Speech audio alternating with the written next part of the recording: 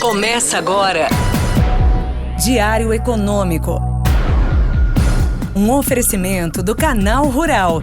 Uma análise das principais informações que impactam os mercados, A economia global e do Brasil. de segunda a sexta, às 6 da manhã, no Spotify e YouTube.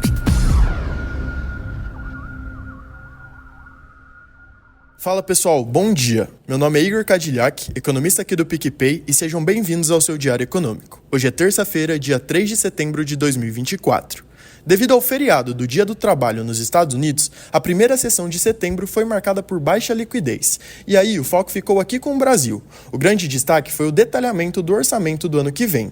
Apesar da afirmação do governo de que a meta fiscal será cumprida, o mercado continua cético, vendo ainda vários desafios no radar. O principal deles segue sendo estrutural. O projeto não apresentou nenhuma ação para conter o crescimento das despesas obrigatórias.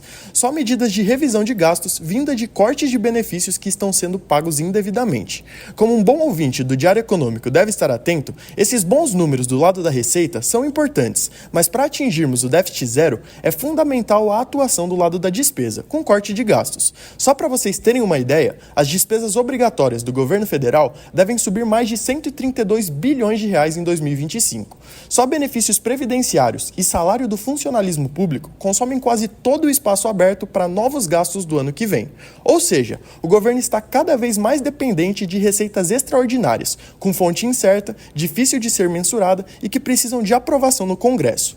Isso tudo em um cenário de despesas subestimadas e receitas superestimadas. No fundo, o projeto acabou trazendo pouca novidade e nosso cenário fiscal continua em risco. Isso, somado aos impactos iniciais da mudança tarifária vermelha, patamar 2, na energia elétrica, contribuíram para uma alta disseminada nos DIs. Somente a ponta curta recuou um pouco, mas segue indicando uma alta na Selic. Na moeda, após somar uma perda de quase 3% na semana passada, o real passou por uma leve correção ontem, fechando em 5,61 contra o dólar. Além do diário de rolagem, o Banco Central realizou mais um leilão de contratos novos, injetando mais 735 milhões de dólares no mercado com a venda de swap cambial. Somando tudo, tivemos uma intervenção de 3 bilhões de dólares para atender a demanda de liquidez. Para fechar, na Bolsa, o Ibovespa recuou 0,8%. Vale foi uma das mais afetadas, sentindo o tombo do minério de ferro após o PMI chinês de agosto mostrar mais um resultado fraco. Petrobras também caiu após o secretário do Tesouro, Rogério Ceron, falar que o governo não vê pagamento extraordinário de dividendos. Além disso, a estatal reduziu os preços do querosene e da aviação em quase 9% a partir de setembro. Mas no petróleo, é importante destacar que foi um movimento interno. No exterior, a commodity se recuperou um pouco depois da Reuters divulgar um levantamento que mostrou redução na produção da OPEP para o menor nível desde janeiro. E aqui, os riscos geopolíticos continuam de pano de fundo.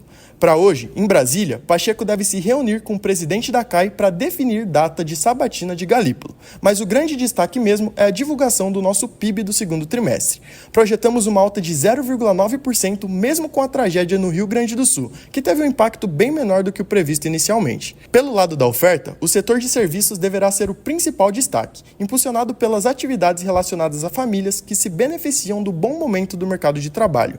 A indústria também deve apresentar um desempenho positivo, principalmente devido à recuperação da transformação desde o início do ano. A única exceção será a agropecuária, não por um resultado ruim, mas sim devido à sazonalidade mais favorável do primeiro trimestre para a safra brasileira. Pelo lado da demanda, as principais contribuições devem vir do consumo das famílias e da formação bruta de capital fixo. Em contrapartida, o consumo do governo e o setor externo devem exercer uma pressão negativa, com o principal impacto vindo do aumento expressivo das importações. Olhando para o futuro, a tendência para o restante do ano segue sendo de um hiato do produto mais apertado. Os dados de alta frequência continuam mostrando resiliência, com grande parte dos indicadores se estabilizando em níveis elevados, próximos das máximas históricas. Além disso, temos observado uma recuperação substancial em setores estruturalmente mais frágeis, como a indústria e a construção civil, que vivem um melhor momento em anos. No setor agrícola, temos visto revisões contínuas para cima na projeção da safra anual ao longo dos últimos meses, que indicam os melhores números desde janeiro. Na pecuária, o abate de bovinos alcançou o recorde histórico no primeiro trimestre e os resultados preliminares do segundo tri apontam para uma expansão nos abates de bovinos, suínos e frango. Com isso, projetamos uma alta de 2,5% para 2024. Bom dia, bons negócios e sorte sempre!